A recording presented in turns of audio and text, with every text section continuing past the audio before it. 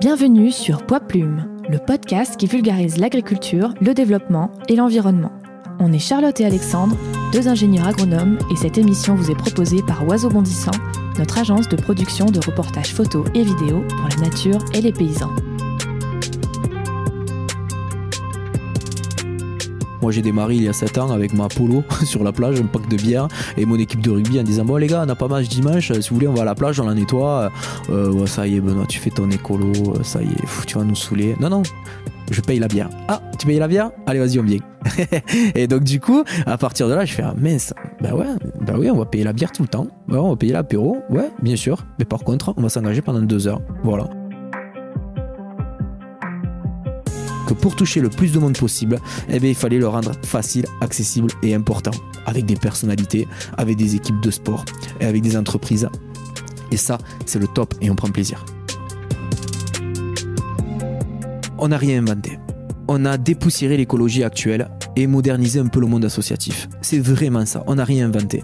Il y a toujours eu l'association du coin qui allait faire une collecte dans la nature parce qu'elle était trop sale, etc. Et tout. Ça a toujours existé. Je dis souvent, il faut replacer l'humain au sein de la problématique. Il faut arrêter d'investir sur des projets qui valent des millions, sur des machines qui vont nettoyer les océans non-stop. On change de mentalité. Maintenant, l'urgence, elle est là. Maintenant, j'ai eu la chance d'aller sur certaines plages en Afrique. Il y a une réelle urgence. Les gens veulent s'engager. Tout le monde veut s'engager. Je connais pas une personne qui dit « Oh non, moi je m'en fous ». Il doit en avoir, mais bon, je les ignore. Mais non, tout le monde veut s'engager. Moins de blabla, plus d'action. Ramasser les déchets plastiques, métalliques, le polysirène et les filets de pêche sur la plage, une action simple, satisfaisante et compréhensible par tous. Voilà ce qu'un pompier de Béziers, Benoît Schumann, a réalisé en créant l'association Projet Rescue Océan qui utilise le pouvoir des réseaux sociaux et de la convivialité pour organiser des ramassages de déchets avec les citoyens. Sans parler de militantisme, d'écologie, mais tout simplement d'éco-citoyenneté, il comprend le défi de faire changer les mentalités et de faire évoluer notre regard sur l'environnement. Dimanche 3 avril 2022, après un fameux coup de mer, on a suivi les 400 personnes mobilisées bénévolement pour ramasser les déchets sur la plage des Orpelières à Valras, avant que la mer ne les emporte au large. Projet Rescue Océan est particulièrement doué pour transformer ce travail civique en une magnifique matinée conviviale en plein air. C'est là la force de cet assaut. L'accueil chaleureux, avec le café et les pains au chocolat à 9h du matin, de la musique, de la bonne humeur et un petit coup à boire à midi. Le génie réside dans la simplicité et le naturel de l'événement qui permet de sensibiliser le grand public à l'environnement sans leçon de morale ni discours. Le message passe particulièrement bien auprès des enfants venus participer en grand nombre. Résultat de la matinée, 3 tonnes de déchets qui ne retourneront pas dans la mer et des centaines de personnes touchées par cette action. Cette semaine, le 21 mai 2022, on accompagnera Benoît et tous les bénévoles de l'asso pour un gros événement de dépollution sur un cours d'eau emblématique de notre région. Pour la fête de l'Orbe, plusieurs centaines de personnes seront mobilisées pour nettoyer le fleuve entre les communes de Valras, Sérignan et Sauvian, tout proche de la mer, dans l'Hérault. Au programme, une journée complète de collecte avec plusieurs bateaux à moteur, une barge, des pédalos, des jet skis, 80 canoës, des plongeurs en bouteille et plusieurs centaines de volontaires attendus pour ramasser les déchets dans l'eau et sur les berges. Si vous voulez participer, n'hésitez pas à suivre les réseaux sociaux de Projet Rescue Océan pour connaître les détails logistiques. En attendant, on vous prépare une super vidéo pour vous faire vivre l'événement au cœur de l'action et elle sortira sur notre chaîne YouTube Oiseau Bondissant. Si l'épisode vous plaît, on vous invite chaleureusement à nous laisser 5 étoiles et un gentil commentaire sur votre plateforme d'écoute préférée et surtout à partager le podcast sur les réseaux sociaux en nous taguant oiseau.bondissant et Poids Plume Podcast. Et maintenant, bonne écoute. Bonjour Benoît. Bonjour. On est super content de venir te rencontrer, surtout dans la belle ville de Béziers. Une ville méconnue, et notre bastion un petit peu, c'est là où on vit. Et est-ce que tu peux nous dire un truc positif sur Béziers directement pour que les gens soient captés là? Alors déjà un truc positif, c'est que le siège de Projet Rescue Océan qui a des antennes en France et dans le monde est à Béziers. L'histoire de Projet Rescue Océan a démarré à Béziers et donc du coup sur les rives de l'Orbe, il y a les écluses Fonserrane, le canal du Midi, la cathédrale qui est magnifique. Béziers c'est une ville qui vit à 10 minutes de la plage, allez 15 minutes de la plage sans exagérer et c'est une ville que j'aime et où je suis né. Bah, ça fait du bien d'entendre ça un petit peu. On n'est pas toujours super populaire dans le reste de la France. Toi, t'es pompier, mais pas juste pompier, t'es pompier scaphandrier. Est-ce que tu peux nous parler de ton métier, ta carrière ça paraît mystérieux comme ça. Pompier scaphandrier, on dirait qu'on parle des explorateurs des fonds marins. C'est ça, mais non. C'est ça, mais non. Moi, je suis pompier professionnel, je suis sous-officier, je suis sergent-chef et je suis spécialiste en tant que nageur sauveteur et scaphandrier autonome léger de la sécurité civile. Donc ça fait beaucoup pour dire qu'en fait, je fais des interventions, je suis apte à faire des interventions dans l'eau, lors des inondations, lors de faire des reconnaissances sous l'eau avec des bouteilles d'air comprimées. Donc j'ai cette spécialité. Et ça me permet de plonger dans des endroits où on n'a pas l'habitude de plonger, voire où personne n'a jamais plongé. Je parle dans des trous d'eau, dans des carrières, dans des ports, dans des rivières, loin de maisons, de routes, etc., où on peut voir que malheureusement la pollution est partout. Mais j'ai pas commencé pompier professionnel à Béziers. Moi, à l'âge de 18 ans, j'ai quitté Béziers. Je suis parti au pompier de Paris. Je suis parti au pompier de Paris où j'ai fait une carrière de 5 ans, un contrat. Et ça m'a permis de voir qu'est-ce qu'était le métier de pompier dans une organisation militaire, puisque les pompiers de Paris, c'est militaire. C'est prestigieux d'être chez les pompiers de Paris, non ? Alors oui, c'est prestigieux parce que dans le monde, il y a 3 entités de pompiers qui est assez reconnue. On parle des pompiers de New York, on parle des pompiers de Tokyo et on parle des pompiers de Paris, où il y a vraiment une formation militaire qui se fait, un état d'esprit militaire et où on est au service de la capitale et de la population. Et comme on dit là-bas, c'est carré cubique. Voilà. Bon, et j'ai fait un contrat de 5 ans et à 23 ans, j'ai eu l'opportunité, la chance d'avoir le concours de la fonction publique. Et donc, je suis rentré dans mon sud natal, Béziers, pompier professionnel. T'as dit que t'as l'occasion de plonger dans des endroits où personne n'était allé, mais on a vraiment souvent besoin de sauver des gens au fond des trous d'eau ? Alors, j'ai envie. C'est un sujet un peu délicat puisque sauver des gens, oui, c'est notre métier et c'est ce qu'on veut. Et dans une carrière, waouh, c'est le top. Quand on rentre à la maison le soir et qu'on a sauvé une personne, ouais, c'est top. Mais le métier de de plongeur chez les pompiers, c'est beaucoup aussi pour faire des reconnaissances sous l'eau. Des travaux subaquatiques, c'est-à-dire une péniche qui est prise dans du cordage par exemple, c'est à nous intervenir puisque ça entrave la navigation et on peut intervenir pour dégager la navigation. S'il y a une pollution, ça fait partie aussi de notre emploi. S'il y a une voiture sous l'eau qui est tombée et on va faire une reconnaissance, s'il n'y a personne, s'il n'y a pas une enquête à faire par la police, on dit tout est ok, on peut sortir la voiture, on est apte à sortir la voiture, la faire flotter et tout ça c'est des travaux subaquatiques. Et malheureusement, quand il y a des inondations et qu'il y a des disparus, on plonge pour voir où c'est si les disparus peuvent se retrouver dans des coins un peu particuliers. Voilà. Tout à l'heure, quand on discutait, tu m'as dit pompier, c'est pas juste ton métier, c'est ta passion. Tu m'as dit je sais faire que ça. Ouais, souvent pour rigoler, j'ai dit ouais, je sais faire que ça, je sais faire que pompier. Ouais. Une intervention sur l'autoroute, un feu de forêt, une intervention particulière, je sais m'adapter, agir dans l'urgence. Je fais ça depuis maintenant 16 ans, waouh, 16 ans que c'est mon métier et ouais, je sais faire que ça me plaît, c'est ma passion. Comme on dit, je kiffe, je kiffe bien et ouais, je sais faire que ça. Je dis souvent, à cause de ma passion, je sais pas planter un clou, je sais pas faire un raccordement électrique ou quoi, parce que je sais faire que pompier. Voilà. Donc mon père qui est dans le bâtiment s'arrache les cheveux, mais bon, voilà, j'ai choisi, mais c'est une belle aventure. Moi je dis que c'est le plus beau métier du monde. On est au service de la population, au service des gens, au service de l'environnement, la protection des biens, la protection des personnes, la protection de l'environnement. C'est nos missions et c'est le top, quoi. Je vous dis, quand on a éteint un feu, qu'on a aidé les gens et qu'on rentre le soir à la maison, c'est waouh, trop bien. Vivement que je recommence. Donc c'est une vocation.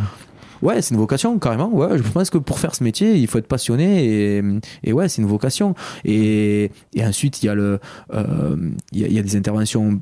Alors c'est difficile ou pas, et il faut être passionné pour surmonter ça. Si on n'est pas passionné, et ce serait compliqué de surmonter certaines interventions, certaines situations.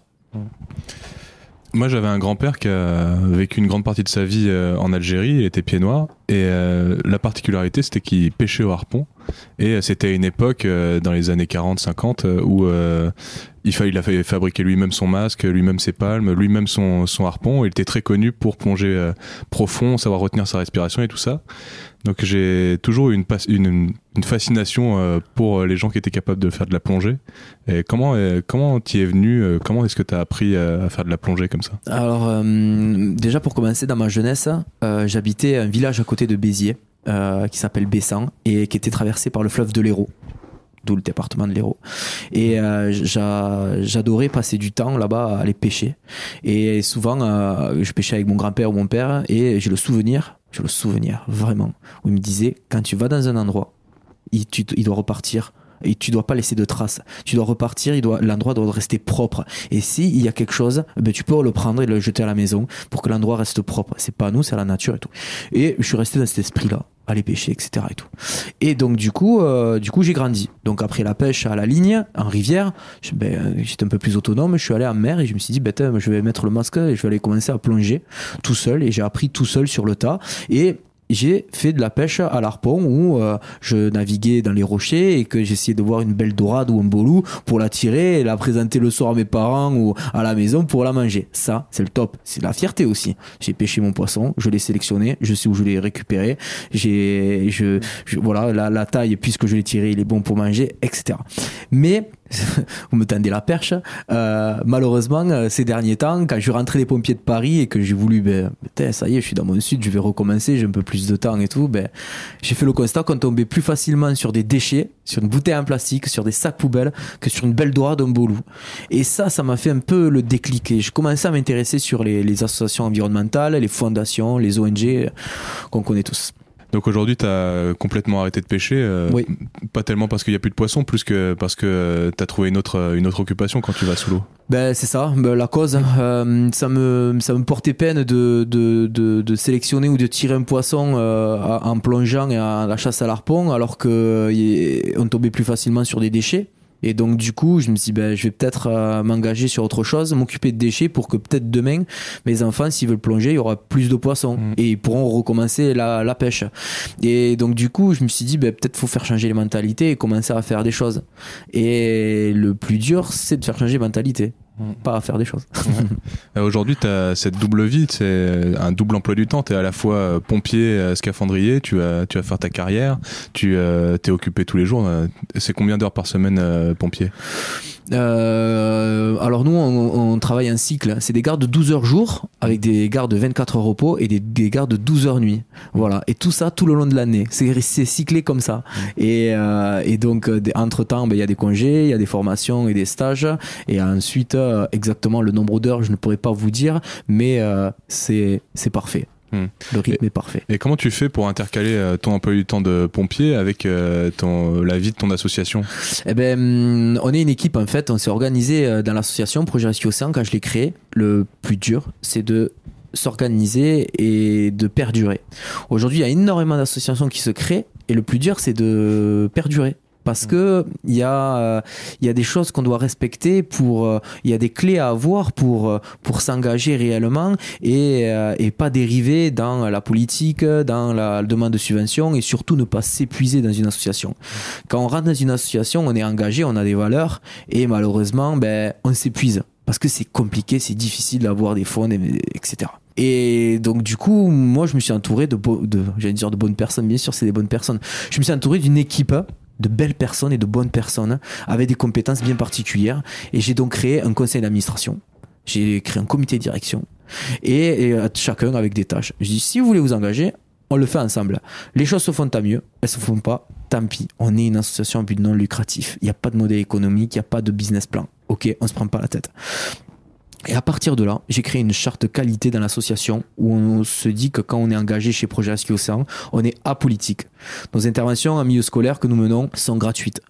Et que la priorité, c'est notre vie personnelle, le travail, la vie de famille, une vie sociale et ensuite l'association. Et ça, c'est le bon équilibre à avoir.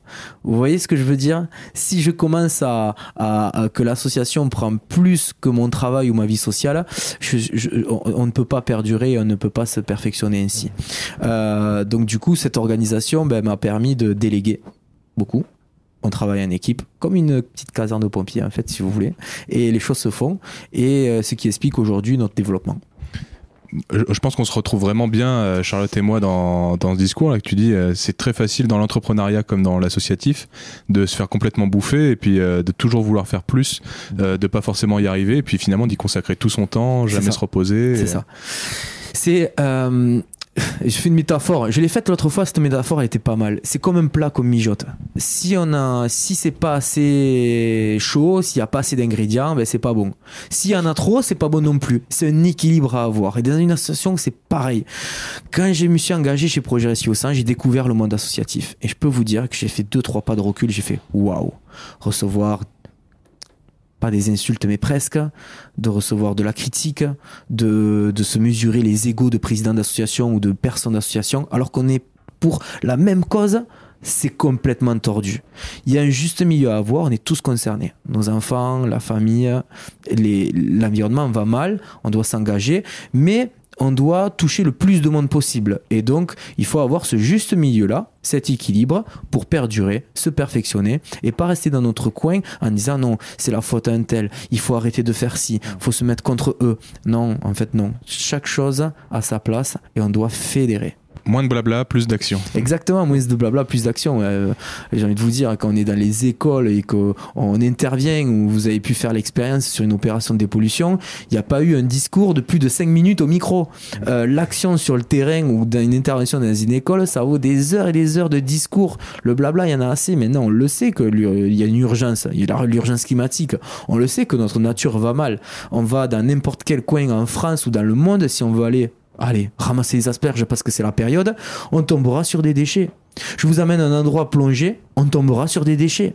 On va sur une plage après une tempête, on tombera sur des déchets. Donc on sait que la problématique est liée les microparticules de plastique dans les océans, etc. On sait que ça existe, c'est bon. Maintenant, c'est l'action. Maintenant, il faut mettre en place des choses. Les blablas, c'est bon, on n'en veut plus. Et moi, personnellement, les blablas, au bout d'un moment, les grands discours, ça me passe au-dessus. Je prends l'exemple de ma caserne de pompiers. Si demain je fais un discours d'1 heure à mes potes de la caserne de pompiers, ils m'écouteront pas. Et le dimanche, je ne les aurai pas sur l'action. Dimanche, il y avait pas mal de pompiers, des collègues de travail. J'avais même des collègues du rugby. L'autre fois, il y avait des joueurs de la SBH qui venaient, l'équipe de rugby de Béziers, qui venaient pour dépolluer. Parce que on a joué l'utile à l'agréable et pas de discours moralisateur. Toujours dans le positif, le sourire, la musique, on a mené une bonne action et on a prouvé qu'il était facile, accessible et important de s'engager. Tu dis dès qu'on va plonger, peu importe où, mais nous on va parler de la Méditerranée, c'est chez nous, on trouve forcément des déchets. Est-ce qu'il y a encore des coins qui valent le coup en Méditerranée pour aller plonger? Est-ce que tu peux nous parler des beaux endroits qui restent encore? Bien sûr. Comme je vous ai dit, on essaye d'avoir toujours un regard optimiste malgré la situation et bien sûr qu'il y a des endroits magnifiques à voir. Il faut être optimiste et il faut profiter de la nature et en prendre soin. Il y a des endroits en Méditerranée où on plonge. Je pense au Cap d'Agde, autour du Fort Brescou. Il y a une zone protégée, il y a l'aire marine agatoise. Je vous invite d'ailleurs à prendre contact avec son président. Et c'est des endroits magnifiques où on peut plonger, on peut voir des belles dorades, des loups, on peut voir même des thons, même ça peut arriver en plongeant. Il y a souvent des dauphins qui sont répertoriés, photographiés. Moi j'ai l'occasion de plonger dans ces endroits-là et c'est magnifique. Et c'est ça qu'il faut conserver, c'est ces zones-là qu'on doit protéger. C'est pour ça que nous, on s'attelle à engager les citoyens, montrer qu'au quotidien, ils peuvent changer des mauvaises habitudes. Je parle de la clope pour les fumeurs qui jettent dans la rue. Je parle de l'emballage qui peut jeter par la fenêtre de la voiture. Quand on en parle, c'est jamais personne. Mais par contre, le bord des routes est saccagé. Dès qu'il pleut, les ruisseaux sont remplis d'eau. Ça va dans les rivières. Et ça va dans la mer et on les retrouve dans des endroits magnifiques. Alors, des fois, pendant 6 mois de l'année, ça va être magnifique. Mais il suffit d'un courant, d'une météo bien particulière. On parle du sud-est, d'épisodes Cévenol. Là, on les voit, les déchets. Ils existent, ils sont bien présents. Ils sont sous l'eau, au bord des rivières et sur les plages après les tempêtes. On a la chance, j'ai la chance de présider une fondation aujourd'hui. Donc, l'association et la fondation, c'est encore autre chose, sous l'égide du CNRS. Et la fondation CNRS nous permet de proposer de la science participative et je vous dis ça parce qu'il y a des chiffres et des données faites par des chercheurs où il nous dit que les plastiques dans les mers et dans les océans, seulement 1% flottent. Le reste est soit sous l'eau, soit dans les rivières ou soit mis en particules de plastique. Et ça, c'est important. Dans les estomacs des poissons, quoi. Exactement. Et ça, c'est important. Il y a quelques années, on pêche une dorade, on regarde, elle avait des microbilles de plastique dans l'estomac. Donc oui, on n'a pas fait de vidéo, on n'a pas fait une communication et tout, on le sait. J'ai embarqué sur un chalutier à 40 mètres, le jour le plus long de ma vie. J'ai embarqué sur un chalutier d'un bateau d'Agde. Ils m'ont dit, Benoît, monte avec nous. Je sais que le chalutier, ça fait pas du bien, mais nous, on a besoin pour vivre. Regarde ce qu'on ramasse. On était à 40 km de la côte. On était à... Alors attendez, non, on était à 15 km de la côte, on était à 40 mètres de fond, et le filet, au bout de 2 heures de pêche, où ils ont tiré le filet, bien sûr que ça fait pas du bien à la nature, mais c'est comme ça a toujours existé, ils s'adaptent, ils changent les moyens, et ils ont des poubelles à bord, et quand ils trient le poisson, malheureusement, des fois, il y a 1/3 de plastique, et on arrive à retrouver des emballages de jambon, des emballages de fromage, des emballages de fast-food dans les filets et dans les poissons. Donc là, vraiment, c'est alarmant, et eux qui vivent de la mer, ils sont outrés et veulent du changement. Et on doit soutenir ces métiers-là, même si on sait qu'on doit avoir des quotas, des réglementations pour nos générations futures. Et ça concerne tous les citoyens, et c'est un peu le but de Projet Rescue Océan, en disant que, allez, on s'y met tous, quoi. Donc quand on parle du continent de plastique dans le Pacifique, finalement c'est que 1% des déchets qu'on voit à la surface, donc est-ce que ça doit être en dessous? Alors exactement, moi je trouve qu'on s'est un peu perdu sur ce 7e continent, le continent de plastique qui fait 6 fois la France, je ne sais plus exactement. On s'est un peu perdu parce que ce n'est pas un continent où on peut marcher dessus, ça c'est sûr, on le sait bien, mais il y a des gens qui pensaient que c'était un continent où on pouvait marcher dessus fait à partir de plastique. C'est une zone où les courants se rejoignent, et donc du coup il y a une concentration de plastique très difficile à capter, mais qui est visible parce que des fois on voit quelque chose flotter ou dans les prélèvements on voit du plastique. J'ai eu la chance d'aller à Hawaï, sur l'île de Maui, dans le cadre de l'association, parce que j'ai été invité par un Français qui habite là-bas, et d'ailleurs on a une antenne à Hawaï sur l'île de Maui qui est réactivée en juin. Et on a pu constater les dégâts du plastique par le continent américain, par le continent asiatique, etc. Sur la plage, d'ailleurs j'ai pris des échantillons, sur la plage on pense que c'est des coquillages, mais c'est des fragments de plastique. C'est impressionnant le nombre de plastique qu'il y a. On plonge les mains dans le sable, il y a 3/4 de plastique. C'est impressionnant. Et donc, du coup, on a été témoin de ce fameux continent de plastique sur les plages de Maui à Hawaï. Et j'ai envie de dire qu'on a besoin de faire du changement à terre.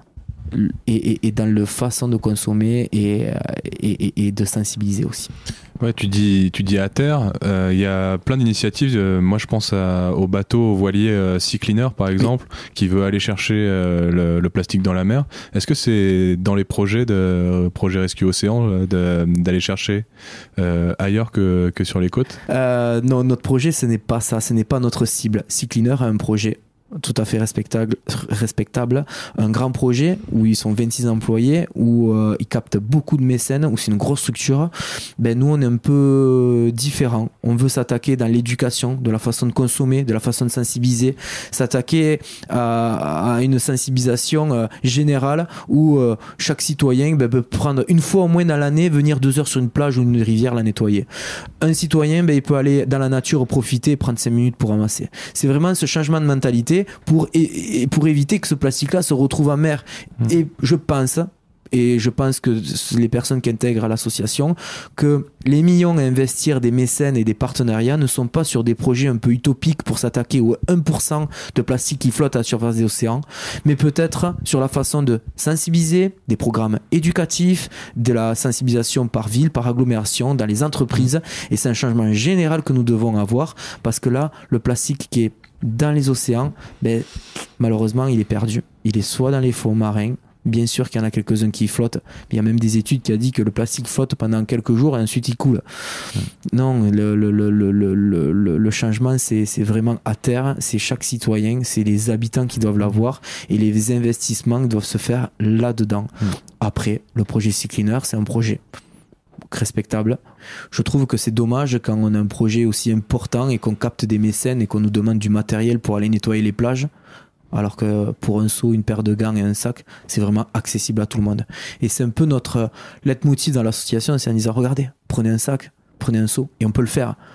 quand on capte des mécènes et des partenariats pour un gros projet, on met des moyens pour des seaux et des sacs, etc. Sinon, on est un peu à côté de la plaque. Voilà mon analyse, mais ça appartient qu'à moi. Ouais. Et tu dis, votre axe principal, c'est sensibiliser, mais d'une façon qui est très innovante. C'est pas l'écologie, l'esprit écologique punitif, c'est on se bat un peu contre cette éco-anxiété, le poids un peu que notre génération, la génération en dessous de nous, porte sur ses épaules, quoi. C'est ça, on n'a rien inventé. On a dépoussiéré l'écologie actuelle et modernisé un peu le monde associatif. C'est vraiment ça, on n'a rien inventé. Il y a toujours eu l'association du coin qui allait faire une collecte dans la nature parce qu'elle était trop sale, etc. et tout. Ça a toujours existé. Il y a beaucoup d'associations qui le font. Aujourd'hui, pour fédérer, on ne peut pas dire aux gens, dans le monde où on vit, on ne peut pas dire aux gens, venez, on va ramasser les déchets, et super, on vous donne des sacs, et ciao, merci, au revoir, c'était super, vous avez vu, c'est dégueulasse, c'est les consommateurs, etc. Faut arrêter de manger du poisson et tout, merci, au revoir. J'ai pris un dimanche où je ne travaille pas et j'ai ramassé, j'ai fait l'éboueur de la nature. Non, il faut passer du bon temps. Il faut moderniser ça. Il faut inviter les enfants, les couples, les bandes d'amis, les gens seuls qui veulent s'engager et prendre du plaisir. Une opération de dépollution, il ne faut pas qu'elle dure plus de 2 heures. On n'est pas des éboueurs, on n'est pas des nettoyeurs. Par contre, on va se servir des réseaux sociaux pour montrer, regardez, moi, je suis employé, j'ai une vie, mais par contre, j'ai pris 2 heures de mon temps, un dimanche matin, pour aller collecter des déchets. Et ça, c'est les meilleurs messages. Et donc, du coup, on a créé des procédures. Pareil, le café obligatoire, le petit déjeuner obligatoire, la musique obligatoire. On apporte des chevaux, on apporte de la sensibilisation pour les enfants et on passe du bon temps à être au service de l'environnement. Et c'est les meilleurs messages qu'on peut avoir. On a un peu modernisé ça. Il y a une association, Climat et Calanque à Marseille, ils le font très bien. Ils sont au top. Ils ont compris que pour toucher le plus de monde possible, il fallait le rendre facile, accessible et important, avec des personnalités, avec des équipes de sport et avec des entreprises. Et ça, c'est le top et on prend plaisir. Ouais, c'est ce qu'on a remarqué tout de suite. Nous, on a vu un message sur les réseaux sociaux, une vidéo où tu t'appelais tout le monde à venir à la plage des Orpelières à Valras.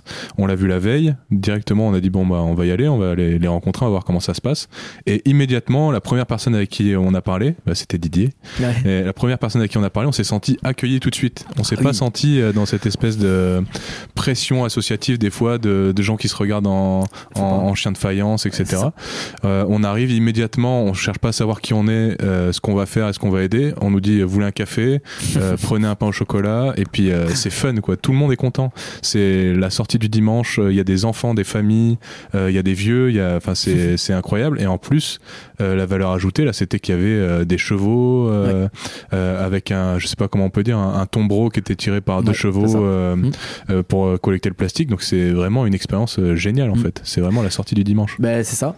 Les gens, ça les marque. Les gens, quand ils ont collecté 2 tonnes 20 de déchets en 2 heures de temps, je peux vous dire que le soir, quand ils vont rentrer chez eux, ils vont se dire je vais peut-être commencer à m'améliorer dans mon tri.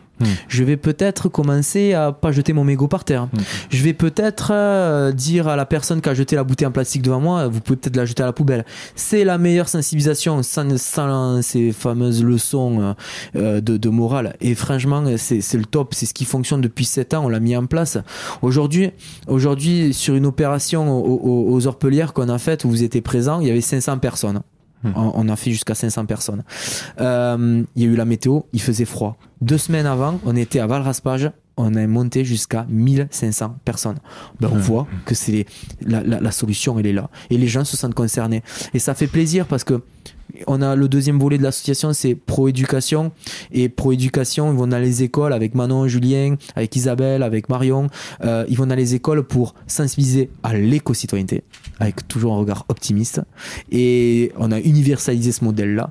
Et du coup, sur nos opérations, on a les parents qui disent c'est notre fils nous a dit de venir. Notre fils est diplômé sauveteur des océans, il veut venir à toutes vos opérations. Le message est passé. Ou même, on dit c'est des amis où leur fils est allé dans l'école. Et c'est du bouche à oreille et c'est le meilleur. Franchement, c'est quand j'en parle, je le vis. Quand j'en parle, je le vis parce que moi j'ai démarré il y a 7 ans avec ma polo sur la plage, un pack de bière et mon équipe de rugby en disant bon les gars, on n'a pas match dimanche, si vous voulez on va à la plage, on la nettoie. Ça y est Benoît, tu fais ton écolo, ça y est, tu vas nous saouler. Non, je paye la bière. Ah, tu payes la bière? Allez, vas-y, on vient. Et donc, du coup, à partir de là, je fais, ah, mince, oui, on va payer la bière tout le temps. Ouais, on va payer l'apéro. Ouais, bien sûr. Mais par contre, on va s'engager pendant 2 heures. Voilà. Et donc, j'ai commencé comme ça. Et donc, au bout d'un moment, mes collègues du rugby ont dit, oh, c'est bon, on est venu déjà 2 fois et tout. Pas de souci. Vous venez pas. Par contre, il y a le bureau des étudiants et infirmières de Béziers qui vont venir. Ah, ben, on va venir. Ok. Les infirmières, pareil, m'ont dit, bon, ben, on vient, c'est bon, on est venu de dimanche et tout. On va pas venir. Ouais, mais attends. Il y a l'équipe de la SBH qui va venir. Ah ok, ben on va venir. Et automatiquement, de 20 personnes, on est passé à 100, 200, 300. À un moment donné, on faisait tout le temps 700, 800 personnes.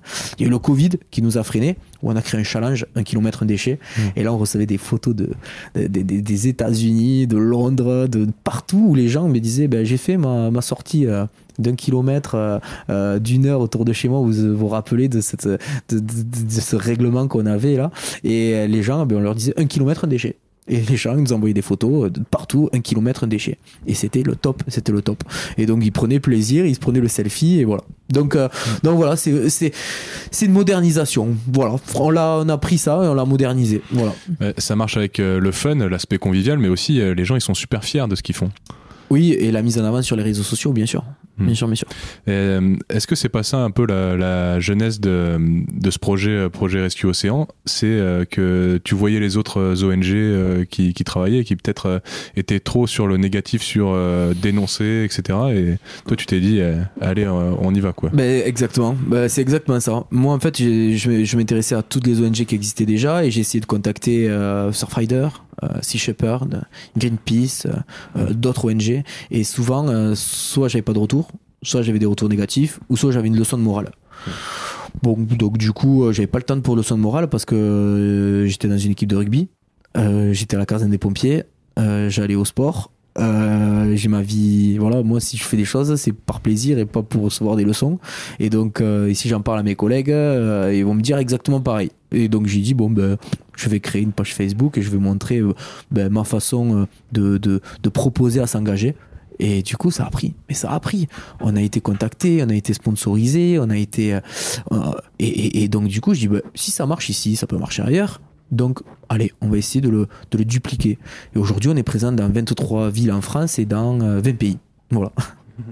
Parce que c'est difficile psychologiquement ou humainement, c'est difficile de désigner des mauvais. Et puis c'est trop simple aussi de dire les responsables c'est les pêcheurs, les responsables c'est les gros industriels. Toi tu ramènes un peu, c'est beaucoup plus humain cette démarche. On a une leitmotiv, une leitmotiv. Je dis souvent, il faut replacer l'humain au sein de la problématique. Il faut arrêter d'investir sur des projets qui valent des millions, sur des machines qui vont nettoyer les océans non-stop. On change de mentalité. Maintenant, l'urgence, elle est là. Maintenant, j'ai eu la chance d'aller sur certaines plages en Afrique. Il y a une réelle urgence. Les gens veulent s'engager. Tout le monde veut s'engager. Je connais pas une personne qui dit oh non, moi je m'en fous. Ouais, il doit en avoir, mais bon, je les ignore. Mais non, tout le monde veut s'engager. En Côte d'Ivoire, à Abidjan, la lagune, c'est impressionnant. Par contre, là, il y a des îles de plastique. Il y a même l'île de plastique à Abidjan. C'est impressionnant. Mais tout le monde veut s'engager. Et quand on discute avec des Ivoiriens, on dit mais vous aimez vivre dans les déchets? Parce que je crois que dans le monde, personne aime vivre dans les déchets. Personne aime aller sur une plage sale. Personne. Mais est-ce que nous, on a des moyens? Est-ce que nous, on peut s'engager? Comment vous voulez qu'on s'engage? Moi, ma priorité, c'est de vivre, c'est de me nourrir, c'est d'avoir une éducation pour mon fils. Comment vous voulez qu'on change? Comment vous voulez qu'on s'engage? C'est à nous, associations, personnes engagées, à les écouter et apporter notre grain de sable pour essayer de les aider. Il y a un lien, la solidarité, l'éducation et l'environnement, c'est la clé de l'engagement citoyen. Vraiment, c'est un cercle vertueux. Voilà, c'est un cercle vertueux, bien sûr. Imaginez, je vais en Côte d'Ivoire. Oh les gars, la plage elle est dégueulasse. Non mais sérieux, vous avez vu ça? Non mais Abidjan c'est dégueu et tout. Comment ils vont le prendre? Comment ils vont dire non mais t'es sérieux là? Va-t'en vite. Voilà. Il y a énormément d'ONG qui essayent de faire. Maintenant, c'est à nous de les soutenir parce qu'il faut lier cette solidarité. Et les programmes éducatifs, bien sûr. Et on sait que dans les programmes éducatifs, il y a des programmes sur l'éco-citoyenneté. Sauf qu'il faut des moyens pour agir, il faut des partenariats, il faut des fonds, il faut des mécènes. Et je pense qu'il faut que les mécènes aussi commencent à s'intéresser aux initiatives citoyennes et pas aux grands projets technologiques. J'ai pas envie d'être négatif et taper sur les grandes ONG ou des choses comme ça, mais moi je suis régulièrement démarché par Greenpeace par exemple, et moi je leur dis j'ai pas envie de donner à Greenpeace parce que je sais que les 10 € que je vais vous donner par mois, eh ben, ils vont partir peut-être dans des bureaux, dans des voitures de fonction, dans des machins comme ça, et on a toujours l'impression avec Charlotte d'avoir beaucoup plus d'impact en s'engageant, soit en donnant du temps, du travail ou de l'argent localement à des associations qui travaillent vraiment à l'aspect micro, quoi, régional. Et c'est un truc qui m'a tout de suite parlé avec Projet Rescue Océan, c'est tu crées des antennes indépendantes un peu partout. Tu crées pas un grand bureau central qui donne des ordres, c'est les gens qui sont sur le terrain qui savent. C'est des moyens pour agir. Vous voulez vous engager, vous voulez utiliser Projet Rescue Océan parce que maintenant on a comment dire, pas un public, mais on a des abonnés, des gens qui nous suivent et des gens qui veulent s'engager parce que voilà. Une crédibilité. Devenez adhérent, puisque quand vous allez devenir adhérent, on va vous donner du matériel, et on va vous donner du matériel, les procédures, et on va vous aider. On va vous aider parce que on peut avoir un partenariat sur Lyon, mais qui a une antenne à Lacanau, un magasin, je sais pas. Eh ben on va dire, vous nous aidez ? Ok, nous à Lacanau on a une antenne. Ils ont peut-être besoin d'avoir d'aide. Alors, pareil, on a modernisé le monde associatif. Donner pour donner, pour moi, c'est fini. Aller voir une entreprise en disant on a besoin de 500 €, on a besoin de 1000 €, on a besoin de 10 000 €. Ouais, j'ai quoi en retour ? On vous met sur le t-shirt, on vous met sur le maillot. Non, maintenant c'est du win-win, il faut que c'est du sens. C'est fini ça. Maintenant, il faut proposer du mécénat hybride, où il y a une partie sponsoring, une partie mécénat, certes. Et il faut proposer du sponsoring utile. Il faut avoir un tracé et un tracé et un suivi de tout ce qui est don et partenaire. C'est-à-dire que nous, on est en capacité, chez Projet Rescue Océan, et depuis le début, si on nous donne 100 €, on sait de combien de kilos de déchets on est capable de ramasser avec 100 €. Parce qu'en 2021, on a collecté 97 tonnes de déchets sauvages dans la nature et sur les plages. Et ces 97 tonnes, on sait combien ça nous a coûté dans l'organisation, le fameux café, le fameux croissant, le fameux apéro, la location de la benne, des fois. Et on sait combien ça nous a coûté. Donc on sait que pour collecter une tonne de déchets, ça nous coûte tant. Et c'est comme ça qu'on a fait l'équation. Et donc du coup, si une entreprise veut m'aider, je dis j'ai envie de te donner 500 €. Qu'est-ce que tu fais avec 500 €? Nous, 500 €, ça nous permet de couvrir 2 actions et de collecter tant de déchets, etc., etc., etc. Oui, et puis vous êtes en capacité de dire, nous, on peut vous donner telle visibilité. Regardez, on est présent sur tel réseau social. Bien sûr. Voilà les entreprises avec qui on a travaillé. Oui. C'est complètement différent des associations un peu mendiantes qui viennent toujours chercher de l'argent. On ne sait pas où ça va. Et après, forcément, il y a des associations de ce type-là qui sont très positives, mais c'est une nouvelle démarche qu'on voit peu et qui est super. C'est des partenaires. Qui est super positive. C'est des partenariats win-win. Et ça, c'est la clé pour avoir plus de visibilité et plus de partenariats. Voilà. Je suis contacté, j'en profite, on est là pendant un moment, on est contacté par des entreprises qui nous disent nous, pendant 5 ans, pendant 10 ans, on a donné à telle ONG, on ne sait pas où ça va, on ne sait pas qu'est-ce que ça fait, et on nous demande tant et tant. Vous, qu'est-ce que vous nous demandez ? Nous, juste, est-ce que vous voulez vous engager avec nous ? À quelle hauteur vous pouvez vous engager avec nous ? Et vous engager. Ce n'est pas à nous de dire à un partenaire mécène, non, il nous faut 10 000. Vous voulez faire une action avec nous ? Il nous faut 10 000 cette année et 30 000 l'année prochaine. On est où là ? Non, et si on doit justifier les choses, c'est venez ensemble, on va faire quelque chose, on va créer une relation de confiance, on va voir dans votre entreprise qu'est-ce que vous faites, vous recyclez le papier, non, peut-être que si on vient pour sensibiliser, ouais mais attends, mais moi mes collaborateurs ils travaillent du lundi au vendredi, ils ont peut-être pas envie qu'on on va essayer entre midi et deux de venir, essayer de les toucher, et c'est un accompagnement. Et vraiment quand je dis qu'on a moderniser un peu le monde associatif et tout, ouais, parce que quand je me suis rapproché de certaines ONG, c'est des choses qui m'ont pas trop interpellé, et donc j'ai fait un peu désolé, mais j'ai fait un peu à ma sauce, qui ressemblait à mon expérience de vie de caserne depuis l'âge de 18 ans et dans ma vie associative qui est le rugby, etc. et tout. Et c'est comme ça qu'on touche le plus de monde possible, et c'est comme ça qu'on se développe. Ouais, est-ce que tu veux nous parler de certains des partenaires qui vous soutiennent en particulier ? Alors oui, on a beaucoup de partenaires, on a du mécénat de compétences aussi, c'est des entreprises qui nous disent nous on n'a pas de budget, par contre on a des compétences, on met beaucoup de partenariats en place comme ça. On a des partenaires où on a été critiqué, comme BMW qui nous disait nous on vous met à disposition une voiture électrique ou hybride par rapport à votre cause et par contre on n'a pas de budget, donc on peut vous mettre une véhicule à disposition. Mais bien sûr, ça va permettre de ne pas utiliser mon véhicule perso, ça va permettre de me déplacer plus souvent, etc. Et donc oui, bien sûr, il y a des gens qui viennent me voir et me disent c'est BMW, c'est un pollueur. Ouais, mais en attendant, ils nous aident. Est-ce que vous avez une autre solution? Est-ce que vous pouvez nous faire un don pour acheter un véhicule électrique à l'association? Je crois pas. Donc on va rester comme ça, on va avoir une relation de confiance avec notre partenaire et essayer ensemble de s'adapter pour améliorer leur façon de fonctionner, leur sensibilisation au niveau des collaborateurs, etc. On a un autre partenaire aussi. Alors, Head & Shoulders. Alors, pendant 1 an, on a recyclé le plastique de plage qu'on récupérait et on a envoyé de plastique auprès d'un groupe qui s'appelle TerraCycle et on a dépassé plusieurs tonnes de déchets plastiques. Et un jour, on a Head & Shoulders qui nous a téléphoné en disant vous avez été association leadership sur cette mise en place de récupérer le plastique de plage et grâce à vous, on a fait une conception de bouteille de shampoing où on a inséré votre plastique de plage dans la bouteille de shampoing. Je dis, ah bon, comment ça se fait? Ah ouais, d'accord, ok. On vous invite à Paris et on va vous faire rencontrer la secrétaire exécutive du changement climatique des Nations Unies. D'accord, waouh. J'ai posé des congés, je suis monté à Paris. On est parti en Allemagne. On était à l'antenne des Nations Unies. J'ai rencontré Madame Espinosa, qui est en charge du changement climatique des Nations Unies. Et on a reçu le prix Momentum for Change. Et on a été cité comme association leadership parce qu'on part du principe que chaque initiative doit être portée et être reconnue. Et Head & Shoulders, ouais, ils font du plastique. Le groupe Procter & Gamble, ouais, ça pollue. Par contre, ils ont produit 150 000 bouteilles de shampoing à partir du plastique de plage qu'on leur a envoyé. Et ça, c'est une initiative énorme et un changement de mentalité énorme parce que si les industries commencent à changer, on arrivera à changer les mentalités, toucher plus de monde, etc.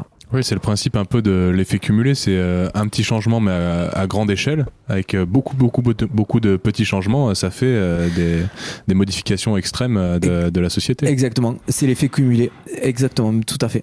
Oui, et puis aussi, c'est ce que je disais tout à l'heure, désigner des méchants et puis refuser un peu se mettre des œillères et refuser de travailler avec les gens qu'on désigne comme des méchants. C'est un peu se fermer à un très fort pouvoir de levier pour le changement. Tout à fait. Ouais. C'est quelque chose qu'on a vu, nous, dans un épisode, on est allé interviewer une personne qui fait de la distribution, une chaîne d'épicerie en vrac qui s'appelle Day by Day, et on a beaucoup parlé de la grande distribution, parce que si on dit nous on est écolo, on aime l'agriculture locale, etc., et qu'on dit il faut ça pour tout le monde, et on se ferme à 95% de la population qui va faire ses courses en supermarché. Donc c'est exactement la même logique. Exactement, c'est ça, c'est facile, accessible et important, et on veut toucher le plus de monde possible. C'est pour la petite histoire aussi, on a rencontré des personnalités du sport, on a rencontré Antoine Griezmann, on a rencontré des rugbyman, Guillaume Guirado, et donc du coup ils s'en foutent de l'environnement, c'est des sportifs professionnels. Mais attendez. Antoine Griezmann, s'il prend une bouteille en plastique et un jour il se fait une vidéo qui poste sur les réseaux sociaux et la bouteille en plastique il tape dedans et au lieu d'aller dans une cage de football ça tombe dans une poubelle, ça vaut des heures et des heures de discours et ça sensibilise des milliers voire des centaines de milliers d'enfants parce que c'est des personnalités et c'est un vecteur de sensibilisation qu'il faut pas négliger et du coup à un moment donné dans l'association, alors vous avez vu je dis à un moment donné c'est une expression de chez nous, à un moment donné dans l'association je me heurtais à ces personnes-là qui étaient toujours dans la critique et donc maintenant avec l'expérience et le développement j'ai fait 2-3 pas de recul, encore une fois vous avez vu ça fait beaucoup, 2-3 pas de recul et je laisse parler et on continue dans notre façon de faire, voilà.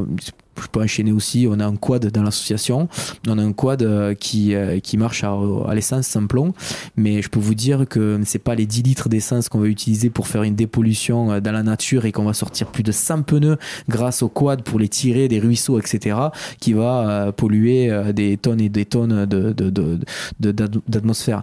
Vraiment, il faut avoir ce juste milieu, le conserver, faire changer les mentalités, être loin des critiques, parce que si on s'arrête aux critiques, on arrête tout, quoi, et on se met sous la couette à la maison. oiseaux. Et donc voilà. Donc c'est là la petite histoire. Donc nous on continue comme ça. Ouais, j'ai l'impression que c'est vraiment pas dans ta nature de râler et de te plaindre. Alors qu'est-ce que tu penses? C'est quoi ton regard sur les manifestations, les marches pour le climat, ce genre de choses? Est-ce que tu as l'impression que ça a une utilité réellement, ou est-ce que tu restes sur moins de blabla, plus d'action? Imaginez toutes les personnes mobilisées pour la marche pour le climat, si ces personnes-là s'engageaient vraiment une fois dans l'année pour aller nettoyer la nature ou une plage, ou s'engager auprès d'une association. Là, vraiment, il y aurait un impact positif. Ensuite, ils peuvent marcher des kilomètres et des kilomètres dans la rue. Avec ce qui se passe dans le monde, vraiment, je pense que ce n'est pas la solution, personnellement. Après, c'est remarquable ce qu'ils font, prendre du temps pour exprimer leur mécontentement, l'urgence, oui, il faut. Mais je pense que la priorité, c'est vraiment d'être engagé et de faire des choses. Voilà. Marcher dans la rue pour le climat, c'est bien, mais il y a autre chose. Je parle du concert Citizen pour le climat, où il y a eu des personnalités qui sont venues chanter pour le climat, etc. À la fin du concert, il y avait des sacs poubelles, des emballages, des bouteilles en plastique, etc. Non mais attendez, on est sur un concert pour le climat, et tu vas voir le concert et tu laisses ta bouteille en plastique. Non, c'est pas bon. C'est pas la solution. C'est pas la solution. C'est vraiment n'importe quoi. C'est un constat c'est vraiment un sujet sensible, hein, parce que attends, moi j'ai pris de mon temps, je suis allé faire la marche du climat, je suis allé à tel concert et tout. Ouais, mais attends, tu peux faire plein de choses. Si t'es pas réellement engagé, c'est dommage. Viens avec nous sur une plage, viens ramasser 2 tonnes de déchets. Tu vas voir là, ta bouteille en plastique, tu la laisseras pas. Là, je te promets. On a reçu des témoignages de personnes qui sont allées sur la plage des Orpelières où vous étiez, et ils me disaient waouh, Benoît, on est sur la plage, on marche, il n'y a pas un déchet, c'est hyper agréable. Bim, c'est top, c'est ça qu'on veut. C'est ces témoignages-là, waouh, on retrouve une nature. Et c'est pas la première fois qu'on reçoit ce type de témoignages par les parents, par les gens qui profitent de la nature, etc. Et vraiment, j'invite les gens à s'engager. Les personnalités aussi, des personnalités. On parlait d'Antoine Griezmann ou quoi, mais il y a des personnalités publiques. On peut parler de Laurie Tillman. Laurie Tillman, elle est vraiment engagée avec Surfrider. C'est le top. C'est ce qu'il faut. C'est des vecteurs de sensibilisation. Ils vont toucher le plus de monde possible. Et Laurie Tillman, qui fait des émissions de télé, qui est une ancienne Miss France, ben ouais, elle met les mains où on ne les mettrait pas nous pour ramasser des déchets.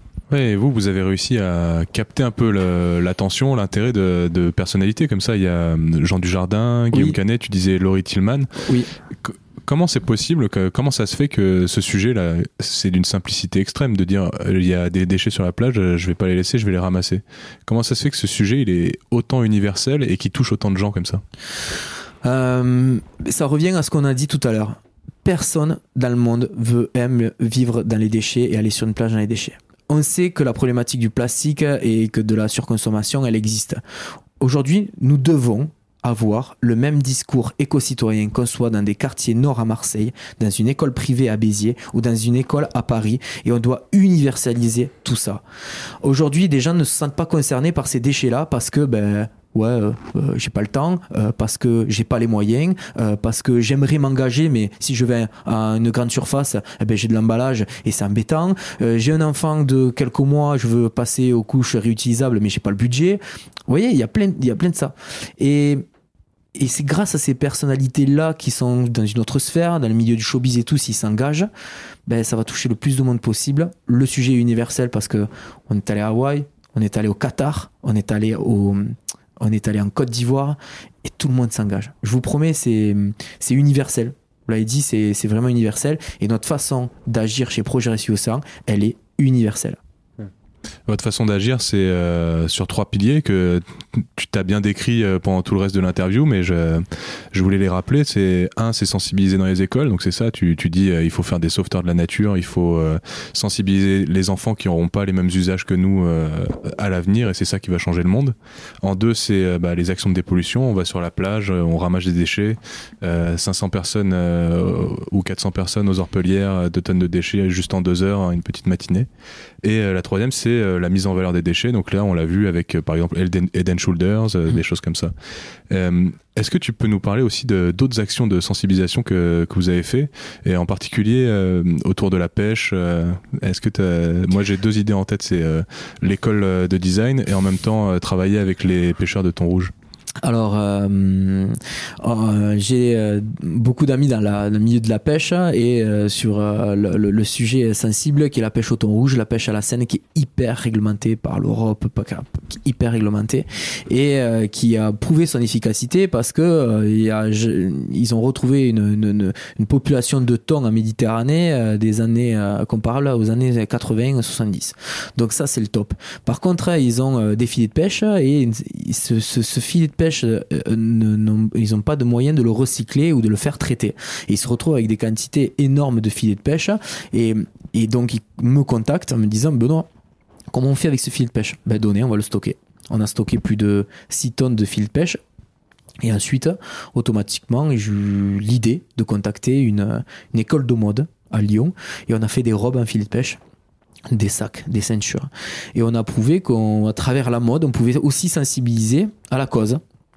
Et ça nous a permis de utiliser un autre vecteur. Tout à l'heure, on parlait du sport. Là, on a utilisé le vecteur de la mode.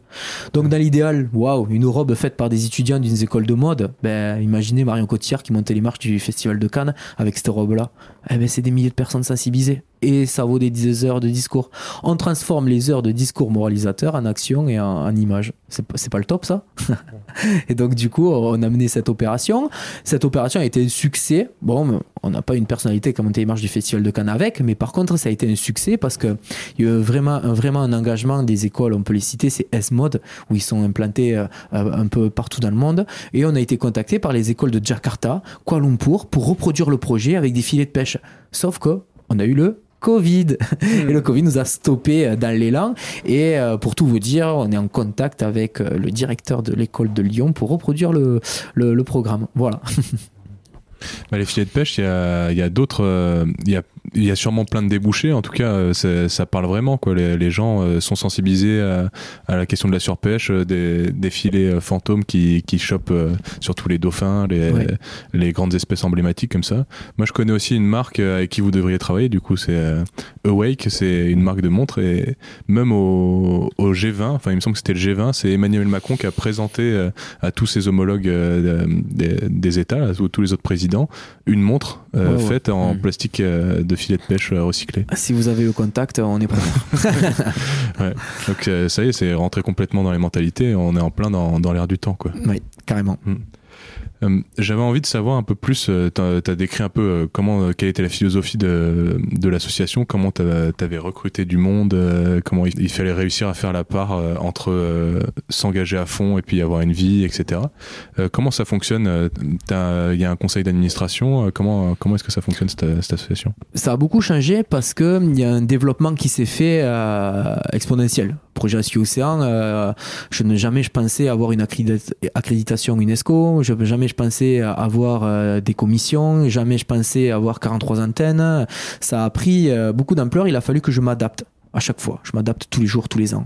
Et donc du coup, on a créé un bureau. Dans une association, il y a un secrétaire, un trésorier, un président. Voilà. Ça a fonctionné comme ça. Ensuite, je me suis entouré de personnes où il a fallu monter un conseil d'administration. Certes, dans une association, il faut toujours un conseil d'administration, un bureau, etc. dans le développement. Mais aujourd'hui, avec ce développement-là, on est obligé de monter un bureau national.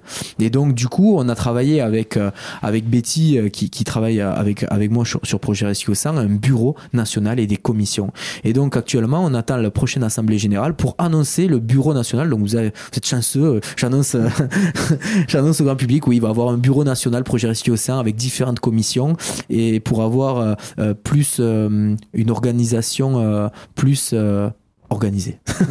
Ouais, être plus organisé, vraiment, et prendre toujours autant de plaisir. La surcharge de travail n'a jamais été un plaisir dans n'importe quel domaine. Donc on s'adapte. Des fois, il y a plus de travail que d'autres moments. Là, actuellement, il y a beaucoup de travail, donc on réorganise et on est en train de faire ce bureau national et je suis très enthousiaste parce qu'on a des gens derrière engagés, on a des missions, on a des déplacements, on a Marilyn qui s'occupe des antennes, elle était au Cameroun il y a 2 semaines pour Projet Rescue Océan. Elle est allée au Cameroun, elle a rencontré une recyclerie, elle est allée dans les écoles, elle a rencontré des personnalités. Yannick Noah, d'ailleurs, elle est invitée chez Yannick Noah, donc c'est vraiment le top. Et donc du coup, cette organisation-là et ces commissions, c'est ça va développer l'association de façon pérenne et grandiose. Moi, je suis vraiment optimiste sur ce nouveau bureau national. Donc, je vous l'annonce, avant la fin de l'année, il y a le bureau national chez Projet Rescue Océan. Voilà. Et aujourd'hui, vous n'avez aucun salarié ? Aucun salarié. Souvent, dans la communication qu'on a faite depuis 7 ans, on disait notre force aujourd'hui, c'est d'être tous bénévoles et faire ça vraiment parce qu'on est engagé. Alors, ça a été une force pendant un moment. Et aujourd'hui, je peux reconnaître que c'est plus trop une force et ça fait partie des points à améliorer. Et donc, du coup, on va commencer à réfléchir, on est en train de réfléchir pour mettre un premier, un second salarié dans l'association. Alors, c'est très délicat. Dans le monde associatif, comme je vous ai dit, dès qu'on met le monde associatif, c'est comme un plat qu'on mijote. Voilà, c'est vraiment, vous avez vu, j'ai ressorti la métaphore, elle est top celle-là. Et non, vraiment, c'est vraiment délicat. Dès qu'on parle d'argent, c'est tendu. Mais bien sûr, et c'est évident. Le bénévolat, c'est quelque chose de sensible et qu'on doit entretenir. Nous, on a des bureaux ici. J'ai envie de vous dire, les gars, il y aura toujours du café. Vous l'avez vu ce matin ? Il y aura toujours du café, il y aura toujours le frigo plein et il y aura toujours la connexion Internet. On peut passer du bon temps. Le bon temps, joindre l'utile à l'agréable et remplir les missions et être vraiment engagé. Ça, c'est le bénévolat. Et les choses se font tant mieux, ne sont pas tapis, on ne peut pas imposer. Et aujourd'hui, on est engagé avec des partenariats importants, avec des personnalités importantes. On est engagé dans différents pays et on se doit de répondre rapidement. Et quand on est bénévole, répondre rapidement, c'est compliqué parce que moi, j'ai ma fille, j'ai la maison, j'ai ma compagne, c'est compliqué. Un autre métier aussi. Mon métier, il ne faut pas l'oublier. Et donc, du coup, on est en train de réfléchir pour avoir les premiers salariés chez Projet Rescue Océan. Et donc, du coup, on prend notre temps puisque je dois avoir l'avis de tout le monde. Je dois rassembler tout le monde et on doit avoir un salarié qui doit avoir des missions bien précises pour ne pas mettre en péril l'économie de l'association. Souvent, on a des associations qui se créent pour capter des fonds, avoir un salaire pendant 1 an, 2 ans et être protégé et dire merci, au revoir. Et plus d'association. Non, je vous ai dit, l'important c'est de perdurer, se perfectionner. Et on compte avoir un salarié pour encore plus se perfectionner, perdurer et surtout ne pas changer nos convictions et nos valeurs. Et vous avez de plus en plus d'ambition et vous incorporez toujours plus de modernité dans la façon de promouvoir l'éco-citoyenneté. Et il y a un projet que j'ai vu, c'était Ocean Rescue Academy. Oui, c'est qu'est-ce que c'est que ça ? Alors, comme je vous ai dit, on a différentes commissions dans le futur bureau national. On a Projet Rescue Océan Éducation où il y a Marion qui a une team derrière et qui a créé une formation pour former les adhérents pour aller dans les écoles. Toujours, on pense que dans les écoles, on doit avoir un modèle universel de sensibilisation. Je ne peux pas parler de zéro déchet dans certains quartiers en difficulté ou quoi, parce que peut-être que économiquement, les parents ne peuvent pas. Ouais, attends, il faut faire du zéro déchet. Ouais, mais attends, si j'avais acheté ma boîte de chocolat et il y a du carton, désolé. Voilà, mais donc, on parle simplement d'éco-citoyenneté, du papier dans la rue, à utiliser les poubelles et le circuit de l'eau. Ça, c'est le modèle dans les écoles qu'on fait de la maternelle, dans les écoles élémentaires et dans les collèges. Sauf que pour les universités et les lycées et les bureaux d'étudiants, on doit s'adapter. Et à s'adapter, dans le milieu des pompiers, quand il y a une intervention, on s'adapte. Et comme je vous l'ai dit, j'ai pris le modèle des pompiers, je m'adapte. Et on a dit, il faut s'adapter pour les lycéens. Qu'est-ce qu'on fait ? Et on s'est dit, on va faire la Rescue Océan Academy. Et ça va être une pépinière de gens engagés et on va leur donner des moyens. Je suis étudiant, je fais partie d'un bureau d'étudiants et dans tous les BDE, dans les bureaux étudiants, ils ont des engagements dans le social, la solidarité et maintenant l'environnement. Et nous, on correspond à la case environnement. Et donc du coup, maintenant, quand il y a des étudiants qui nous contactent, on a beaucoup d'étudiants, beaucoup de lycées en France et à l'international qui nous contactent. Nous, notre rôle, c'est de leur apporter des moyens. Et donc du coup, on a mis en place la Rescue Océan Academy et du coup là je peux vous dire qu'il y a des étudiants de Lille qui sont à Barcelone et qui sensibilisent à les écoles. Je peux vous dire qu'il y a eu un programme avec 3 universités en France où ils ont fait des clean-up. Je peux vous dire qu'il y a un projet avec plus de 4000 étudiants qui va se mettre en place. Et ça c'est vraiment, comme je vous ai dit, on s'adapte. Vous avez vu le sport, la mode, les étudiants, les écoles et on essaye de toucher tous les secteurs. Voilà. Et pour apporter encore plus de modernité, maintenant vous avez même une application Ocean Rescue. Oui, on a l'application mobile. Comme je vous ai dit, tout le monde veut s'engager. Mais attention, il y a des gens qui veulent s'engager, mais peut-être pas s'engager dans une association et parce que ça fait pas partie de leur conviction ou de leur temps, ou ils ont autre chose, voilà. Mais ils veulent s'engager, mais ils ne savent pas comment. Eh ben nous, on a créé une application mobile où il y a 3 options. Soit je m'engage citoyennement, soit je m'engage avec mon association, ça peut être mon association des cyclistes de Béziers ou de Paris, je sais pas, ou soit je m'engage avec mon entreprise. Et on donne la possibilité de s'engager en tant que citoyen lambda, et si j'ai participé à ramasser un déchet dans la nature, ou j'ai pris 5 minutes à nettoyer une zone parce que je voulais être sur la plage tranquille mais toute la journée, mais j'ai pris 5 minutes pour la nettoyer, eh ben je peux enregistrer ma collecte sur l'application, et on a créé le premier compteur mondial universel de déchets sauvages qui ne termineront pas dans les océans. Et ce compteur est sorti depuis septembre et il a plus de 1500 tonnes de déchets sauvages collectés. C'est énorme. On parle beaucoup de négatifs. Chaque minute qui passe, il y a l'équivalent d'un camion poubelle déversé dans les océans. Chaque 2 minutes, l'équivalent de temps. En 2040, ce sera 4 camions poubelles. Ouais, on le sait, ouais. C'est affreux, vraiment, c'est affreux. On veut profiter de la plage, on veut profiter de la nature, et ça va pas. Ben, nous, on a créé le premier compteur positif. Donc, on donne la possibilité aux gens de s'engager. C'est sorti en septembre. Là, il y a la version 2. C'est Betty qui travaille dessus, et on va commencer à communiquer dessus. On est à plus de 4000 téléchargements, donc c'est le top. Et on espère que chaque citoyen, chaque lycéen vont avoir cette application, vont pouvoir s'engager. Ouais, c'est un peu réussir à faire bouger les gens par la preuve sociale, puisqu'ils disent regardez moi ce que j'ai fait pendant que vous étiez sur votre serviette, un petit peu. C'est ça, et aussi ça. par la fierté, quoi. Regardez, ça. moi j'ai réussi à faire ça, quoi. Tout à fait. Tout à fait. Une partie un peu analyse, parce que forcément t'as dû te poser pas mal de questions depuis le temps que tu fais des collectes de déchets, des ramassages, etc. D'où ils viennent ces déchets? Alors ça c'est la grande question. Tout à l'heure je vous parlais du maire de Valras-Plage qui a des tonnes et tonnes de déchets. Notre rôle c'est de rappeler d'où ils viennent ces déchets. Le rôle de l'association, en tant que citoyen, on est capable de dire d'où viennent ces déchets, puisque c'est des déchets de la consommation de tous les jours. On arrive à retrouver des cotons-tiges, des blocs WC, des applicateurs de produits d'hygiène féminins. Non. Les déchets, ça vient de notre comportement tout le long de l'année, à la négligence de certaines personnes et à la méconnaissance. C'est-à-dire que si vous avez pu constater, sur la plage des Orpelières, on ramasse énormément de bouteilles en plastique. Et vous avez remarqué que dans certaines bouteilles, il y a de l'urine. Et donc on est remonté jusqu'à la source. On se dit, mais comment ça se fait qu'il y a des bouteilles pleines d'urine sur la plage ? Waouh! Eh ben, on a remarqué que sur le bord de l'autoroute, en plus, dans mon métier, j'interviens au bord des autoroutes, il y a beaucoup de bouteilles remplies d'urine faites par les routiers qui prennent pas le temps de s'arrêter sur les aires d'autoroute.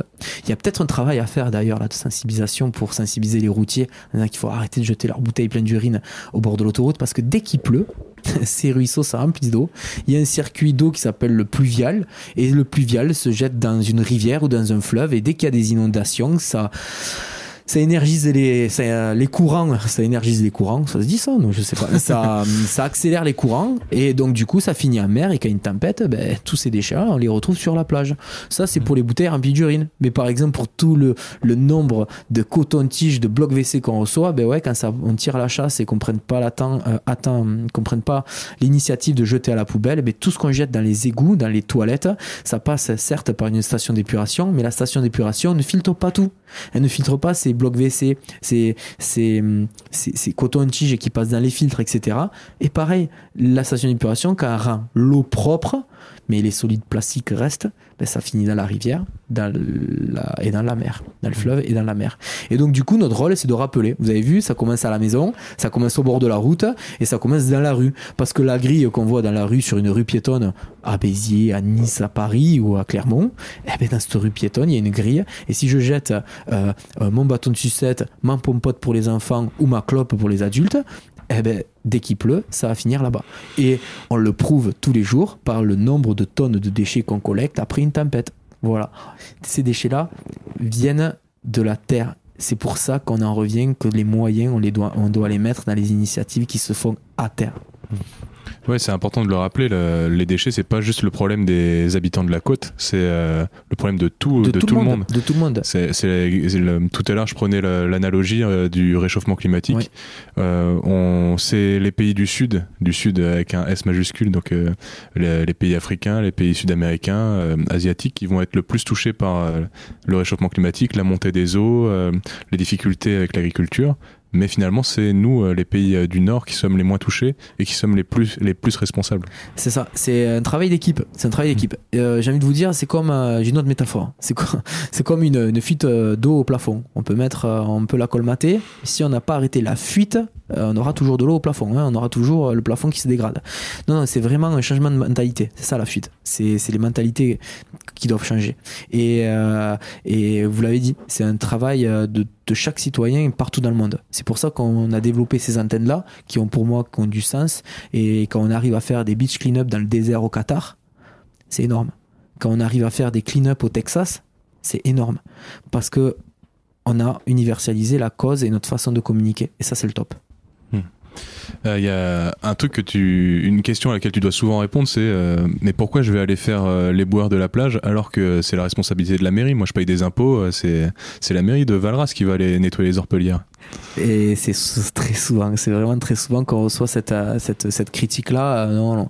Alors, je vous rassure, je ne suis pas éboueur, je ne suis pas nettoyeur. On sensibilise par l'action, et notre sensibilisation, comme je vous ai dit, elle est faite pour sensibiliser les gens sur l'origine des déchets. Et ces déchets-là, quand on les récupère sur la ville de Valras-Plage, c'est le résultat de déchets qui viennent des hauts-cantons, du bord des routes, et donc ça concerne tout le monde. Le sujet sensible, c'est l'argent, et c'est le nerf de la guerre. Une ville comme Valras, le maire de Valras n'a pas tous les ans plusieurs fois 50 000 euros pour nettoyer une plage. Et donc du coup, ils ont des restrictions budgétaires, et ils font appel aux associations, parce qu'il n'y a rien qui est mis en place, et il manque de sensibilisation de certaines communes, de certains maires. C'est tout le monde qui doit s'engager, et ça, c'est hyper important. C'est hyper important, c'est notre travail de dire aux gens, alors notre travail, on est une association, c'est notre façon de sensibiliser la population en disant non, le maire de Valras, la mairie de Valras, oui, ils ont des engagements, ils doivent faire des choses, mais c'est chaque citoyen qui doit changer. Est-ce qu'il y a des moments qui sont plus ou moins propices pour ramasser les déchets après les épisodes Sevenol, ou entre les épisodes Sevenol? Est-ce que les déchets qui se retrouvent sur la plage, ils vont forcément repartir à la mer directement, ou est-ce qu'ils vont rester sur la plage? Alors nous, on a beaucoup de vents de nord pour la Méditerranée, et ces déchets-là, quand ils se retrouvent sur la plage, il est intéressant de les ramasser de suite après l'épisode Sevenol, parce qu'un coup de vent ou quoi, ça retourne à la mer, le déchet coule, repart dans des fosses en Méditerranée, et le déchet est perdu, où il faut attendre plusieurs années pour qu'il se retrouve sur la plage après une grosse tempête. Pour tout vous dire, sur la plage de Valras-Plage, on arrive à retrouver des déchets d'Espagne, d'Italie, on a trouvé un panneau de San Remo un jour ici sur Valras, et d'Afrique du Nord. Et donc du coup, pour moi, l'importance, c'est de collecter après chaque épisode Sevenol. De collecter, c'est bien, mais voilà, ici la chose à faire, c'est cette sensibilisation à terre. Mais pour en revenir à la question, ouais, la meilleure période, c'est après chaque épisode Sevenol, tout à fait, bien sûr. Il ne faut pas le laisser à la plage dans cet état-là, puisqu'il faut penser aussi qu'il y a les oiseaux, il y a les animaux, il y a la laisse de mer qui est essentielle, et quand elle est jonchée de déchets, ça fait du mal, ça fait des dégâts. Nous, on est des Méditerranéens, on peut pas échapper à la nature, parce que la côte, la plage, la mer, c'est notre quotidien. Et j'ai remarqué que de plus en plus, même chez les urbains, il y a une sensibilité qui se développe. Bon, classiquement, chez les habitants des grandes villes, ils vont essayer d'utiliser moins d'emballage, etc. Mais il y a une nouveauté que j'ai remarqué, c'était la pêche à l'aimant dans la Seine. Est-ce que tu penses que c'est un peu leur façon à eux de faire le projet Rescue Océan? Mais carrément, ça se respecte. Moi, je kiffe bien leur façon de faire. J'ai pas le nom en tête, j'ai peur de dire de bêtises, mais quand je les vois avec leur chaîne YouTube et tout, moi je kiffe les regarder. Je n'ai pas le temps de faire la pêche à l'aimant. On en a 6 des aimants, ils peuvent lever jusqu'à 200 kilos. Ouais, donc c'est des gens, ils ont un aimant très puissant au bout d'une ficelle, et puis ils le balancent dans l'eau. Ils essaient d'attraper. C'est trop bien. C'est vraiment trop bien. On sort des mobilettes. Pour avoir fait l'expérience, on sort vraiment de tout. Et moi, je les kiffe bien. Ils sont vraiment engagés. Et pareil, et la plupart, pour ces chaînes, les chaînes YouTube qui marchent à la pêche à l'aimant, ils se prennent pas au sérieux. Ils font, ils agissent à leur façon. Et moi, je les salue. Vous êtes allé encore plus loin, parce que vous avez fait une action dans le port de Marseille, carrément. Et vous êtes allé plonger en bouteille, vous êtes allé récupérer les déchets, et tu as vu des mètres et des mètres carrés de bouteilles en verre, du mobilier urbain, des choses comme ça. Oui, c'est ça. En fait, j'ai voulu adapter les moyens, les actions.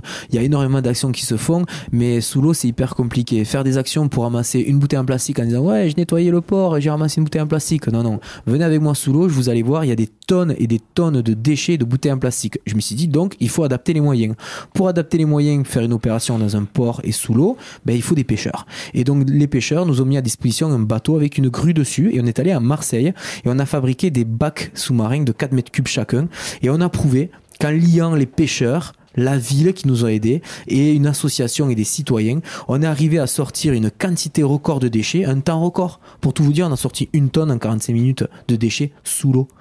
Mais c'est des mois, voire des années de travail pour rendre un endroit propre. C'est des années et des années de négligence. Mais on a prouvé que aux associations qui critiquent, qui sont dans la critique sur la pêche, etc., si on était tous solidaires et qu'on se fédérait tous, on peut avoir du résultat. On l'a fait une fois à Marseille, après on a eu M. Covid qui est arrivé et qui nous a stoppé dans notre élan où on compte le refaire cette année en septembre, voire octobre.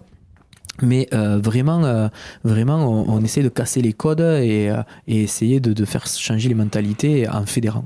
Et il y a eu des réactions positives de la part des Marseillais ? Ah oui, carrément. On est passé sur plusieurs médias reconnus. On a eu des milliers de vues sur les réseaux. On a été salué par la ville, par l'aglopole de Marseille. Le projet, ils veulent qu'on le refasse, bien sûr. Mais comme je vous ai dit, on est bénévole. On a beaucoup de temps. On a beaucoup de partenariats. On a beaucoup d'antennes. Les choses se font tant mieux, se font pas tant pis. Demain, si on a un gros partenariat qui nous écoute et qui veut nous suivre pour financer une partie du projet, c'est avec grand plaisir. On le refait.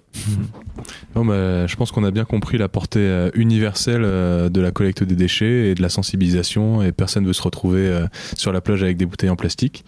Maintenant, on va passer sur la rubrique qui est sur tous les épisodes. Est-ce que tu aurais un message aux jeunes, pour les jeunes qui veulent se lancer, qui veulent soit faire carrière avec toi comme pompier, soit se lancer dans l'environnement, plus d'action, moins de blabla? Le message aux jeunes, moi je pense que c'est engagez-vous et foncez et croire en ses rêves. Moi, jamais je pensais toucher autant de monde, jamais je pensais voyager avec une association, rencontrer du beau monde, des gens exceptionnels et faire changer les mentalités. Je le fais à mon petit niveau. Maintenant, on est une équipe, on est plus de 1000 adhérents dans l'association. Mais donc, croyez en vos rêves. Engagez-vous, écoutez que vous, et les choses se font tant mieux, elles se font pas tant pis, on passe à autre chose. Et j'ai pu faire des erreurs, et à chaque fois, j'ai appris, et je me suis adapté, et à fond quoi. À fond les ballots, parce qu'il y a quand même urgence. Et là, je vais te poser une colle. Est-ce que tu peux me faire une recommandation culturelle ? Ça c'est une colle. Donc moi je suis un peu cinéphile, j'adore les films, mais les films d'action, donc un documentaire. Non, une recommandation culturelle. Attendez, je réfléchis. Une recommandation culturelle. Non, culturelle, je sais pas. Moi, ce qui me vient là, l'idée, c'est les objectifs de développement durable des Nations Unies. Je pense que c'est quelque chose d'énorme qui se fait au niveau mondial, mais c'est encore sur une sphère un peu haute et ça touche pas la population. Et c'est vraiment dommage. Et j'invite les gens à aller sur le site des Nations Unies, les objectifs de développement durable, pour en prendre connaissance, parce qu'il y a des choses qui se font qui sont vraiment formidables. En Afrique, on est allé dans les écoles, on est allé un peu partout et on va même y retourner. Et des choses se font comme l'UNESCO a mis en place des choses. Moi, mon rêve, c'est de travailler pour les Nations Unies. Vraiment. Conserver le projet Rescue Océan toujours, mais c'est travailler pour les Nations Unies. Ce qu'ils font, c'est énorme. Et je pense que il y a une méconnaissance de la population et que c'est une sphère un peu trop haute. Voilà ma recommandation culturelle. Est-ce que c'est validé ou c'est pas validé ? Ouais, c'est validé, c'est pas mal. Top. C'est original. Ouais, top. Attention, question philosophique. Tu peux revenir dans le temps et parler au Benoît âgé de 16 ans. Qu'est-ce que tu lui dis ? Crois en toi. Crois en toi, tu fais pompier et puis après tu pourras rencontrer du beau monde à l'ONU, à l'UNESCO. Ouais, crois en toi. Ok. Est-ce que tu peux nous faire une suggestion d'invité pour un prochain épisode ? Oui, vraiment. Capilum. Clément avec son associé qui ont créé une start-up sur le recyclage de cheveux. Alors quand ils l'ont créé, tout le monde a fait waouh, le dernier qui a fait ça, il a pas très bonne réputation. Certes, par contre, ils ont mis en place un système de collecte de cheveux. Ils font des choses formidables sur l'agriculture, dans le médical pour les grands brûlés, et ensuite pour la collecte d'hydrocarbures, de petites pollutions. C'est vraiment énorme. Je vous en dis pas plus. C'est Clément de Capilum. On a les contacts. Ils sont ambassadeurs de projet Rescue Océan de Clermont-Ferrand. Et c'est vraiment une équipe au top. Ils sont de Béziers, ils sont nés à Béziers. Donc allez-y, foncez. Vraiment, je pense que c'est une bonne chose, c'est vraiment intéressant et ils sont, leur start-up explose. C'est le but d'une start-up normalement. C'est ça. Et où est-ce qu'on peut suivre alors Projet Rescue Océan et comment on peut s'engager ? Alors comment on peut s'engager ? Tout le monde peut s'engager quotidiennement. S'ils veulent nous aider, ils peuvent devenir adhérents chez Projet Rescue Océan pour recevoir la newsletter, pour recevoir un sac de collecte avec un autocollant et un stickers.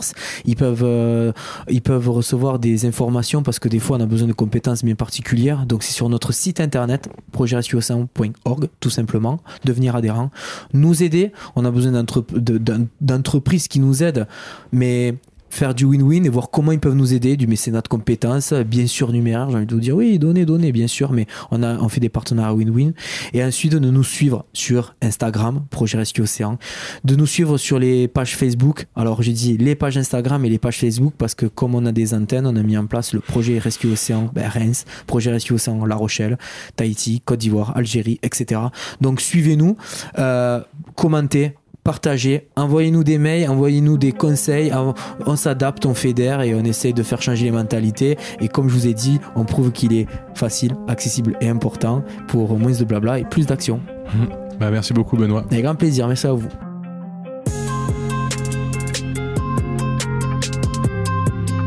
Et voilà, cet épisode de Poids Plume est déjà terminé. Merci d'avoir écouté jusqu'à la fin et bravo. J'espère que vous avez apprécié ce sujet un peu plus généraliste que d'habitude et la sympathie de Benoît. Ça nous tenait vraiment à cœur de mettre en valeur une initiative éco-citoyenne de notre région héroltaise que l'on aime tant. On vous donne rendez-vous le mois prochain pour un nouvel épisode et en attendant, je vous invite à nouveau à vous abonner sur votre plateforme d'écoute préférée pour ne pas manquer les prochains épisodes, à nous laisser 5 étoiles et un gentil commentaire et surtout à partager le podcast sur les réseaux sociaux en nous taguant oiseau.bondissant pour nous soutenir et diffuser notre travail. À bientôt!